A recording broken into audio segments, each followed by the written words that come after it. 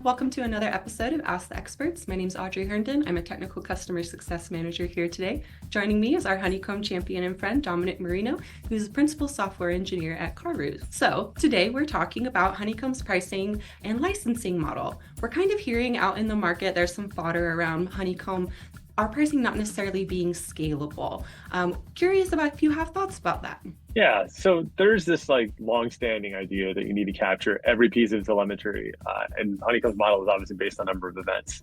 It turns out you don't really need to capture everything just in case. In practice, you almost is important here, you almost never need to do this.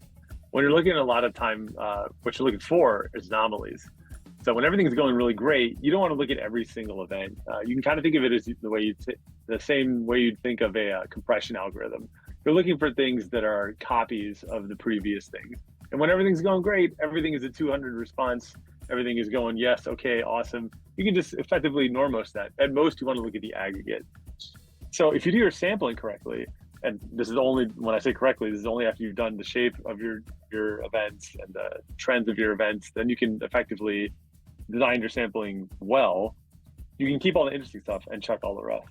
So sampling not only saves you on your Honeycomb bill, but it saves you under egress costs too. Like if you're in a cloud provider, that actually costs money sending more events.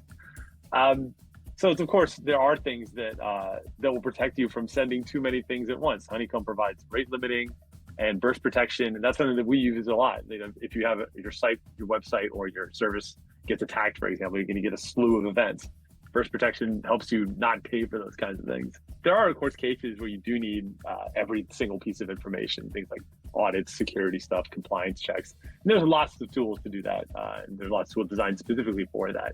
But when you're looking at stuff like reliability and observability for technical people or for engineers, you don't necessarily need to have everything. And the way that a Honeycomb's pricing model works is that you don't need to use everything. And it's designed just to make it work and to have exactly what you need 99.9999% of the time.